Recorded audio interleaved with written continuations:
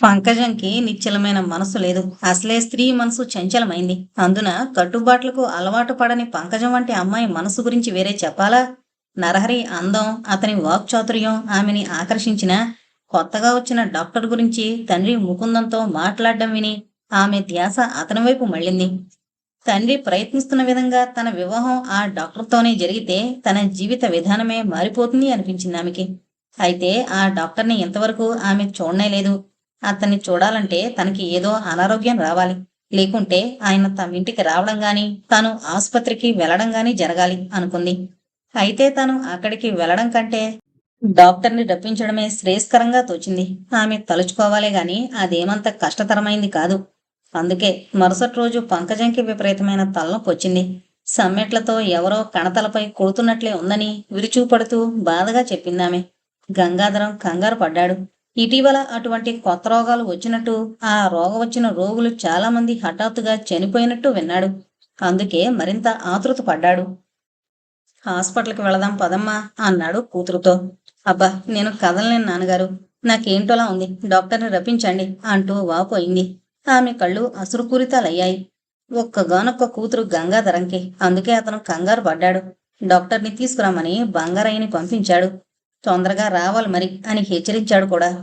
ఉన్నపాటున తీసుకురానటండి అంటూ పరుగు నడకతో పోయాడు బంగారయ్య. పంకజం బాధతో మూలుగుతూనే ఉంది. ముందు గదిలో గంగాధరం ఆరాటంగా, ఆతృతతో, భయంతో పచార్లు చేస్తున్నాడు. నరహరి మౌనం దాల్చిన ప్రేక్షకుల్లా కూర్చున్నాడు. కొత్త రకం రోగాలొస్తున్నాయోయ్, లేకపోతే తలనొప్పేమిటి అలా విరుచుకుని పడ్డమేమిటి చెప్పు, కాలం కొద్దీ రోగాలొస్తున్నాయి అన్నాడు గంగాధరం. అవునండి, మీరన్నది నిజమే. ఆటం యుగం వచ్చింది, వాతావరణం కలుషితమైపోయిందండి, అందుకని కొత్త కొత్త రోగాలు వస్తున్నాయి. నరహరి తనకి తోచిన విధంగా వ్యాఖ్యానించాడు. మన ఊరికొచ్చిన కొత్త డాక్టర్ తెలివైనవాడని విన్నాను. అతని గురించి నీ అభిప్రాయం ఏమిటోయ్? అతని దగ్గరకు నేనెప్పుడూ వెళ్ళలేదండి నా అభిప్రాయం చెప్పడానికి. నిజం చెప్పాలంటే తెలివితేటలుంటేనే కదా డాక్టర్ అయ్యేది. అలా చెప్పకు. డబ్బు ఖర్చు పెట్టి డాక్టర్లైన వాళ్ళు ఎంతో మంది ఉన్నారు. ఆ విషయం చెప్పుకోవాలంటే ఒక్క డాక్టర్గానే చాలా ఉద్యోగాల్లో అలా వచ్చేస్తున్నారు. అవును, ఈ డాక్టర్కి మా అమ్మాయికి ఈడు జోడు ఎలా ఉంటుందంటావు? ఆ ప్రశ్న వింటూనే నరహరి స్తంభించిపోయాడు. తనని వరించనున్న అదృష్టాన్ని ఇంకెవరో కొట్టుకుపోతున్నట్లు ఫీల్ అయ్యాడు. అతని మొహంలో హఠాత్తుగా రంగు మారింది. గంగాధరం అడిగిన ప్రశ్నకు ఏం సమాధానం చెప్పాలో అతని ఊహకు అందలేదు. అయితే ఏదో సమాధానం చెప్పక తప్పదనుకున్నాడు. ఈడు జోడు ఎంతో బాగుంటుందండి. అయితే మీ అమ్మాయి మీకు దూరం అవుతుంది. ఒక్కగానొక్క అమ్మాయి కాబట్టి మీకు కష్టంగా ఉండదు. ఓ చిన్న పొడి వేశాడు నరహరి. గంగాధరంకి చొప్పున అర్థం కాలేదు నరహరి ఉద్దేశం ఏమిటో. అంటే నువ్వనేదేంటోయ్? ఆగి కుర్చీలో కూర్చునన్నాడు అదోలా. మరేం కాదండి, ఈ డాక్టరు ఈ రోజు మన ఊళ్ళో ఉన్నాడు. కొద్ది రోజుల తర్వాత బదిలీ అయిపోయి ఇంకెక్కడికైనా వెళ్ళిపోవచ్చు. అప్పుడు మీ అమ్మాయి దూరమైనట్టే కదండి. గంగాధరంకి అర్థమైంది. నరహర్ అన్నట్టు అది తమకి బాధ కలిగించే విషయమే అనిపించింది. అయితే ఆ అమ్మాయి భవిష్యత్తు బాగుంటుంది. హోదా, గౌరవము ఉంటాయి. ఆ అమ్మాయి తన కళ్ళ ముందే ఉండాలంటే ఉన్న ఊళ్ళో సంబంధం కుదరాలి, లేదా ఇల్లరికం ఉండే అల్లుడు దొరకాలి. ప్రస్తుతానికి రెండూ సాధ్యం కానివే అనుకున్నాడు. ఎప్పుడో దూరం వెళ్ళినా తాము వెళ్ళొచ్చు. అవసరమైతే వారం 10 రోజులు అక్కడే ఉండొచ్చు. తమకింకెవరున్నారని? ఏమైనా ఇంత మంచి సంబంధం ఒకవేళ కుదిరితే తప్పించదలుచుకోలేదు. పర్వాలేదులేవోయ్, ఒక్కగానొక్క కూతురైతే మాత్రం దాని భవిష్యత్తు చూడాలి కదా. కళ్ళ ముందే ఉంటుందని లకాయి లొకాయి వాళ్ళకి ముడిపెట్టలేం కదా అనేశాడు గంగాధరం. నరహరి నిరాశతో బౌరుమన్నాడు మౌనంగా. అంతకంటే ఏం చేయగలడు గనుక? అప్పుడే బంగారయ్య వచ్చాడు డాక్టర్ మోహన్ని తీసుకుని. ఆ ఊరి రాజకీయాలు తెలిసినవాడు గనుక మోహన్ వస్తూనే నమస్కారం గంగాధరం గారు అన్నాడు సవినయంగా. నమస్కారం డాక్టర్ గారు, రండి రండి. మా అమ్మాయికి విపరీతంగా తలనొప్పి. ఎంత బాధ లేకపోతే అలా మెలికలు తిరిగిపోతుంది. లోపలికి పదండి అంటూ లోపలికి తీసుకుపోయాడు గంగాధరం. డాక్టర్ మోహన్ బక్కపల్చగా నల్లగా ఉన్నాడు. డాక్టర్కు ఉండాల్సిన హుందాతనం కూడా అతనిలో లోపించిందంటే అందులో ఆశ్చర్యం లేదు. పంకజం ఉన్న గదిలోకి పోయాడు. పంకజం కణతాలు రెండు పట్టుకుని ఊరికే బాధపడిపోతూ మూలుగుతోంది. డాక్టర్ మోహన్ అక్కడే ఉన్న కుర్చీ మీద కూర్చున్నాడు.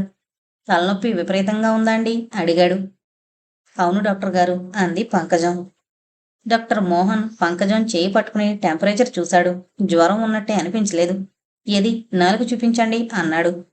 పంకజం నాలుగు చాచి చూపించింది. ఎలా ఉందండి డాక్టర్ గారు? ఆతృతగా అడిగాడు గంగాధరం. మరేం కంగారు పడనవసరం లేదండి అంటూ ఏదో టాబ్లెట్లు తీసి ఇచ్చాడు. ప్రతి 2 గంటలకి ఒక్కో మాత్ర ఇవ్వండి అన్నాడు డాక్టర్ మోహన్. పంకజం డాక్టర్ని చూసింది. ఆమెకి అతను నచ్చలేదు. తనకు దీటైనవాడు కాదనుకుంది. అతనిలో మరీ అమాయకత్వం, హుందాతనం లేకపోవడం చూసి అసహించుకుంది.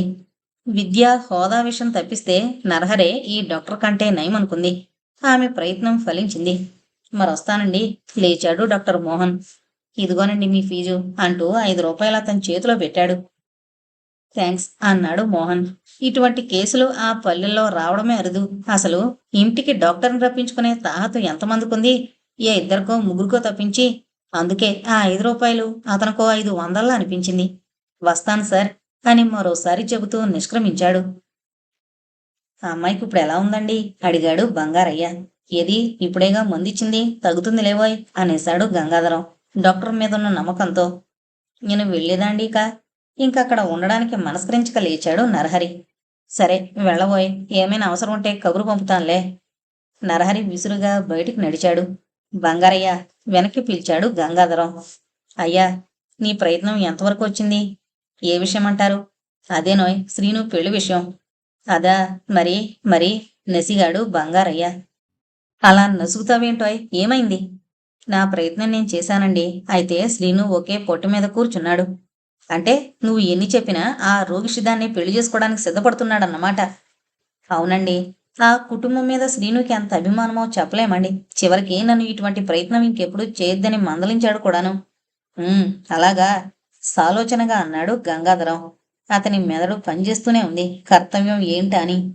ఏం చేయాలో నాకేం పాలుపోవడం లేదండి. ఆలోచిద్దాం లేవోయ్, నువ్వు వెళ్ళిరా. నేనలా ముకుందం దగ్గరికి వెళ్ళొస్తాను అంటూ లేచాడు గంగాధరం. గంగాధరంతో పాటు బంగారయ్య కూడా బయటకు నడిచి తన తోవన తాను పోయాడు. రోజులు గడుస్తున్నాయి. భూషణం కాలం వంతెన కట్టించి కాంట్రాక్టర్గా స్థిరపడ్డాడు. అందులో బాగానే గిట్టుబాటయింది. తనని ఈ విధంగా ఆదుకున్న మిత్రుడు రాఘవయ్యను మనసులో ఎంతో అభినందించుకున్నాడు. ఆ రోజు రాఘవయ్య ఇంటికి వెళ్ళాడు తన కృతజ్ఞత తెలియజేసుకోవడానికి. భూషణంని రాఘవయ్య ఆప్యాయతతో ఆహ్వానించాడు. కూర్చో భూషణం అన్నాడు.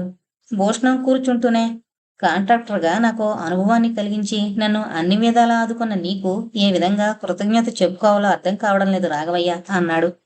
రాఘవయ్య మెల్లగా మందహాసం చేశాడు. ఈ ఒక్కసారి ఏదో సహాయం చేసినందుకే ఇంతగా కృతజ్ఞత చెప్పుకోవాలటోయ్. అప్పుడే పూర్తి కాలేదు. నువ్వు కాంట్రాక్టర్గా నిలదొక్కుని బాగా సంపాదించినప్పుడే ఈ విధమైన కృతజ్ఞత చెప్పుకుంటే సంతోషిస్తాను. అయినా మనలో మనకి కృతజ్ఞతలు చెప్పుకోవడం ఏమిటి చెప్పు? మనం కాబోయే వియ్యంకులం కదా. అయితే మాత్రం ఉన్నది ఉన్నట్టు చెప్పుకోవడంలో తప్పేముంది? నువ్వే గనక ఈ కాంట్రాక్టు నాకు ఇవ్వకపోతే, ఆర్థికంగా ఆదుకోకపోతే ఈనాటి ఆనందం, ఉత్సాహం నాలో ఉండేవి కావేమో. భూషణం తననింకా అభినందించడం, కృతజ్ఞత చెప్పుకోవడం కట్టిపెట్టాలనుకున్నాడు. ప్రస్తావనని మార్చేశాడు రాఘవయ్య. సరేగాని మరి వివాహం ఎప్పుడు చేద్దామంటావు? పురోహితుడిని పిలిపించనా అన్నాడు రాఘవయ్య. భూషణంకి ఏం చెప్పాలో బోధపడలేదు. ఆడపిల్లకి తానివ్వాల్సిన కట్నాలు, కానుకలు ఉన్నపాటును ఎక్కడి నుంచి తీసుకురాగలడు? ఆ సందిగ్ధతలో పడి చొప్పున సమాధానం చెప్పలేకపోయాడు. ఇంత త్వరలో వివాహం జరిపిద్దామంటావా? మరి కాస్త వ్యవధి అవసరమన్నట్లుగా అన్నాడు భూషణం. ఇంకా ఆలస్యం ఎందుకు? ఇప్పటి కుర్రాళ్ల మనసులు ఎప్పుడు మారతాయో చెప్పలేంగా. అది నిజమే అనుకో. అయితే నేనన్నీ సమకూర్చుకోవాలా మరి? సమకూర్చుకోవడానికి ఏమున్నాయి? కట్నాలు, కానుకలేమని నిన్ను నేను అడగలేదు కదోయ్. ఆడంబరమేమీ లేకుండా మన రాజమందిరంలో వివాహం చేసేద్దాం. మా వాడి అభిమతం కూడా అదే. కేవలం డబ్బే కాదు ప్రధాన విషయం. నీలాంటి వారు ఈ సంఘంలో ఏ కొద్దిమంది ఉన్నా మనం ముందుకు పోతున్నామని, మనలోనూ విశాల దృక్పథాలు ఉన్నాయని చెప్పుకుని గర్వించేవాళ్ళం. నీ మంచితనాన్ని అభినందించడానికి నాకు మాటలు దొరకడం లేదు. నా పట్ల నీకింత సానుభూతుండగా నీ మాట కొట్టలేను. నువ్వెప్పుడు వివాహాన్ని నిశ్చయిస్తే అప్పుడే చేసేద్దాం. అలా అన్నావు బావుంది. మనసులు కలవాలే గాని డబ్బులో ఏముంది? ఈ వాళ్ళున్న డబ్బు రేపు ఉండకపోవచ్చు. అయితే పురోహితుణ్ణి రప్పించి నిశ్చయం చేస్తాను. నా అభ్యంతరం ఏమీ లేదు. ఈ వివాహానికి గంగాధరాన్ని ఆహ్వానిస్తాను. నీకు అభ్యంతరం లేదని అనుకుంటాను. ముమ్మాటికి లేదోయ్. అలా ఆహ్వానించడం వల్ల నీ హృదయ విశాలత్వం అందరికీ అర్థమవుతుంది. ఆయన మట్టున ఆయనే కుచించుకుపోతాడు. అదే నా ఉద్దేశం కూడాను. అన్నట్లు మరో కాంట్రాక్ట్ కూడా తీసుకుంటున్నాను నీకోసం. అది నా పట్ల నీకు గల అభిమానమే మరి. మా కుటుంబానికి మంచి రోజులు వచ్చాయనుకుంటాను. దీనికి గంగాధరం పోటీ పడ్డాడు. అయితేనే విజయం సాధించలేకపోయాడు. అతని తెలివి తక్కువతనం గాని నీతో విరోధం ఎందుకు, చెబితే వినిపించుకోడు. నడమంత్రపు సిరి అతడిలో తెలియని అహంభావం అది. ఎలా వినిపించుకుంటాడు? నిజం తెలుసుకునే రోజొస్తుందిలే ఎప్పుడో. మరి నేను వెళ్ళొస్తాను. కాస్త కాఫీ తీసుకుని వెళ్ళబోయ్ అంటూ లోపలికి కేకేశాడు రాఘవయ్య. నౌకరు రాగానే కాఫీ తీసుకురమ్మని ఆదేశించాడు. రోజు ఇలా వస్తున్నప్పుడంతా కాఫీ ఇవ్వడం బాగుండలేదు రాఘవయ్య, నవ్వుతూ అన్నాడు భూషణం. రాఘవయ్య నవ్వేశాడు. నాకున్న డబ్బేం తరిగిపోదులేబోయ్, నవ్వుతూనే అన్నాడు రాఘవయ్య. అవును, మీ వియ్యంకుడు బంగారయ్య ఇప్పుడు నీతో మాట్లాడడం లేదా అని కూడా ప్రశ్నించాడు రాఘవయ్య. భూషణం భారంగా ఓ నిట్టూర్పు విడిచాడు. లేదు రాఘవయ్య, ఎప్పుడైనా ఎదురుపడితే మొహం తిప్పుకుంటాడు. కారణం? నాకేం కనిపించడం లేదు. మేం ఎప్పుడూ వాదించుకున్న కూడా లేదు, పరుషంగా మాట్లాడుకోలేదు. బహుశా ఒకటే కారణమై ఉంటుంది. ఏంటది? ఇంకేముంది, నేను నీతో సఖ్యతగా ఉంటానుగా, అందుకే అనుకుంటాను. దీనివల్ల బంగారయ్య కొరిగేదేంటి? గంగాధరం నుంచి కాస్తంత మెప్పు, అంతకు మించి ఇంకేముంది చెప్పు. బాగుంది, ఇది చాలా తెలివి తక్కువతనమంటాను. ఆ ఆలోచన బంగారయ్యకి రవ్వంతైనా లేదు. ఏం చేస్తాం? నిరుత్సాహంగా అన్నాడు భూషణం. అంతలో నౌకరు కాఫీ తీసుకొచ్చాడు. చెరో కప్పు అందించాడు. కాఫీ తీసుకున్నాక భూషణం బయలుదేరాడు. రాఘవయ్య లేచి లోపలికి వెళ్ళబోతుంటే శ్రీను వచ్చాడు అప్పుడే వీధిలోంచి. భూషణం మామి వచ్చినట్లుంది నాన్న అన్నాడు. అవునరా. ఏమన్నాడేంటి? అదే పెళ్లి విషయం. నేను చెప్పిన దానికి భూషణం ఎన్నడైనా ఎదురు చెప్పాడట్రా. ఇప్పుడు అంతే, ఆ బాధ్యత నా మీదే విడిచిపెట్టాడు అంటూ కొడుకు మొహంలోకి చూస్తూ లోపలికి వెళ్ళిపోయాడు. కొడుకు మొహంలో ప్రసన్నత స్పష్టంగా కనిపించింది అతనికి. నిజంగానే శ్రీను మొహంలో కొత్త కాంతి చోటు చేసుకుంది. అనిర్వచనీయమైన ఆనందాన్ని అనుభవించాడు ఆ క్షణంలో. రాఘవయ్య తన కొడుకు శ్రీను పెళ్లి భూషణం కూతురు రమతో చేస్తున్నట్టు బంగారయ్య ద్వారా విన్న గంగాధరం అంతగా సంతోషించలేదు. ఈ విషయాన్ని ఇంతకు పూర్వమే చూచాయిగా విన్నా ఇప్పుడు రూఢీగా వింటున్నందుకు బాధపడ్డాడు.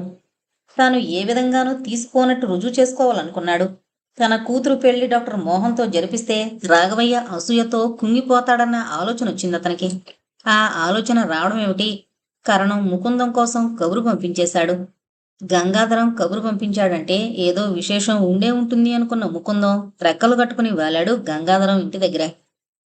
అర్జెంటుగా రమ్మన్నావంటే ఏదో కొంప మునిగిందనుకున్నా, వన్నపాటును వచ్చేశాను అంటూ వచ్చాడు ముకుందం. రాబోయ్, కూర్చో. కొంపేం మునగలేదు గాని అంత పని జరుగుతుంది. ఏంటో అది? కూర్చుంటూనే అన్నాడు ముకుందం. రాఘవయ్య కొడుకి భూషణం కూతురికి వివాహం నిశ్చయమైనట్లేనట, విన్నావా? ఓస్, ఇదేనా? ఇది కొత్త విషయమేం కాదు. చాలా రోజుల నుంచి ఈ వార్త వింటున్నాం. అంత తేలిగ్గానేసావు? అతనికి మనమేం తీసుకోలేదని నిరూపించాలి. అంటే మా అమ్మాయి వివాహం డాక్టర్తో చేసేస్తే రాఘవయ్య మొహం ఎత్తాడు. డాక్టరు అంగీకరించినట్టేగా అన్నాడు గంగాధరం. ముకుందం మొహం కళావిహీనమైంది. ఆ విషయం గురించే పిలిచాడని ముందుగా ఊహించలేకపోయాడు తాను. ఉన్నది ఉన్నట్టుగా చెప్పి గంగాధరంలో పేరుకుపోయిన ఆశల్ని చిన్నాభిన్నం చేయడమా లేక అబద్ధం చెప్పడమా అన్న సందిగ్ధంలో పడిపోయాడు. ఎంత ఆలోచించినా నిజం చెప్పడమే శ్రేయస్కరంగా తోచింది అతనికి. అబద్ధం చెప్పి ఆ క్షణానికి గంగాధరాన్ని సంతృప్తిపరిచిన తర్వాత చిక్కుల్లో ఇరుక్కోక తప్పదనుకున్నాడు. అందుకే నిజాన్ని వెల్లడి చేసేయాలనే నిశ్చయించుకున్నాడు. ఈ విషయం నేను నీతో మాట్లాడడానికి వద్దామనుకుంటుండగా నీ కబురొచ్చిందో, నీరసంగా చెప్పాడు ముకుందం. ఇంతకీ ఏమన్నాడేంటి నీతో? అంగీకరించినట్టేనా? అంగీకరించక ఏం చేస్తాళ్లే అంటూ ప్రశ్న జవాబు తనే చెప్పుకున్నాడు గంగాధరం. అదే జరగలేదు, ముక్తసరిగా చెప్పాడు ముకుందం. అంటే? ఆశ్చర్యపోతూ ప్రశ్నించాడు గంగాధరం. ఆయనకి మేనరిక ఉందట. నిజానికి ఆయన డాక్టర్ అయింది వాళ్ళ మేనమామ సహకారం వల్లనేనట. అటువంటి పరిస్థితుల్లో మరొకరిని వివాహం చేసుకోవడం సాధ్యం కాని పని అంటున్నాడాయన. మరింక మనమేం చేయగలం? గంగాధరం మొహం మ్లానమైంది. డాక్టర్ తనకి అల్లుడవుతాడని తనెన్నో కలలు కన్నాడు. తన అల్లుని చూసి రాఘవయ్య అతని స్నేహితులు అసూయ పడాలని తలపోశాడు. కాని కథ అడ్డం తిరిగింది. ఇలా అడ్డం తిరిగిన కథ అతనిలో మరింత నిరుత్సాహాన్ని నిస్పృహను నింపింది. నా ఆశలన్నీ అడుగంటిపోయాయి ముకుందం. ఏదో దుష్టగ్రహం నన్ను పట్టుకుని పీడిస్తున్నట్టుంది. లేకుంటే ప్రతి విషయంలోనూ ప్రతి ప్రయత్నంలోనూ చొక్కెదురవుతుందేంటి? దిగులుగా అన్నాడు గంగాధరం. గంగాధరం అంతగా దిగాలు పడిపోవడం ఎప్పుడూ చూడలేదు ముకుందం. అంతగా దిగాలు పడిపోతే ఎలాగోయ్? మనం అనుకున్నవన్నీ యథాతథంగా జరిగిపోతాయని ఊహించడం తెలివి తక్కువతనం. అప్పుడప్పుడు మన ఊహలు తప్పవుతూ ఉంటాయి. మన ఆశలు నెరవేరకుండా పోతాయి. అలాగని అధైర్యపడతామా? ఈ డాక్టర్ సంబంధం కాకపోతే అంతకు మించిన సంబంధం మరొకటి తెస్తాం. నువ్వు ధైర్యంగా ఉండు. ఆ రాఘవయ్య అసూయపడేలా చేద్దాం అంటూ స్నేహితుడికి ధైర్యం నూరిపోశాడు. ఇక మనం ఆ ధ్యేయంతోనే ఉండాలి. వీలైనంత త్వరలో మంచి సంబంధం చూసి పెళ్లి వైభవంగా జరిపించేసి రాఘవయ్య బృందం కళ్ళు కుట్టుకునేటట్టు చెయ్యాలి అన్నాడు గంగాధరం. అతని మనసులో ఎంత అసూయ, ద్వేషం, కసి నిండుకునున్నాయో అతని మాటలే చెబుతున్నాయి. తప్పకుండా అలాగే చేద్దాం. 2-3 రోజుల్లో పట్నం వెళతాను. అక్కడ నా స్నేహితులతో ఈ విషయాన్ని ప్రస్తావించి వాళ్ళ దృష్టిలో ఎవరైనా ఉన్నారేమో ఆచూకీ తీసి పొట్టు విడవని విక్రమార్కుల్లా ఆ ప్రయత్నం సఫలీకృతం చేసుకునొస్తాను. సరేనా? అంటూ మరో హామీ ఇచ్చాడు ముకుందం. గంగాధరం మొహం కాస్తంత విప్పారింది.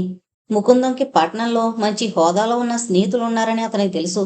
తప్పకుండా సాధించుకొస్తాడనే నమ్మకం ఈసారి కలిగింది గంగాధరంకి. నీ సమర్థత నాకు తెలుసులేవోయ్. ఈసారి ప్రయత్నంలో నువ్వు తప్పక విజయం సాధిస్తావనే నమ్మకం నాకుంది. వీలున్నంత వరకు ఏ డాక్టరో లేక ఇంజనీరో నా కల్లుడు కావాలి. కట్న కానుకల విషయంలో వెనకంజ వెయ్యొద్దు. అర్థమైందా? నాకు వేరే చెప్పాలా ఏంటి? గంగాధరం అంతస్తుకి సరితూగేలా చూస్తాను. ఆ అది ఒక్క మాటలో చెప్పాలంటే నవ్వేశాడు గంగాధరం. మరి నేను వెళ్లేదా? బోల్డు పనులున్నాయి అంటూ లేవబోయాడు ముకుందం. కూర్చోవయ్, కాఫీ తీసుకోకుండా వెళ్ళిపోవడం నాకు అవమానం కదూ అంటూ పంకజం కాఫీ తీసుకురామ్మా అంటూ లోపలికి కేక వేశాడు గంగాధరం. ఈ కాఫీ అలవాటు చాలా అనారోగ్యకరంగా తయారైంది గంగాధరం, కానీ తప్పడం లేదు. నవ్వుతూనే లేవబోయిన వాడు కూర్చుండిపోయాడు. పంకజం 2 గ్లాసులతో కాఫీ తీసుకొచ్చింది. క్షణాల మీద తెచ్చేశావు, తయారుగా ఉందేటమ్మా అన్నాడు ముకుందం కాఫీ తీసుకుంటూ. ఫ్లాస్క్లో పోసి ఉంచేస్తాను మావయ్య. అది అలా చెప్పు. అవును, అదొలా ఉన్నావేం? ఒంట్లో బాగుండలేదా ఏంటమ్మా? పంకజం మొహంలోకి చూస్తూ అన్నాడు ముకుందం. నాకేం, నిక్షేపంలా ఉన్నాను మావయ్య అంటూ లోపలికి తుర్రుమంది పంకజం. నువ్వు అడగడం బాగుందోయ్. తన తోటి అమ్మాయిలందరికీ పెళ్లిళ్ళు జరిగిపోతూ ఉంటే దానికి మాత్రం బాధగా ఉండదా? అందుకే నేను తొందరపడుతున్నాను. ఏదో మంచి సంబంధం చూసి పెళ్లి జరిపించేద్దామని. సరే, కాఫీ తీసుకో అంటూ తాను కాఫీ తీసుకోవడం ప్రారంభించాడు గంగాధరం. మరి వెళ్ళొస్తానోయ్ అన్నాడు ముకుందం. మంచిది.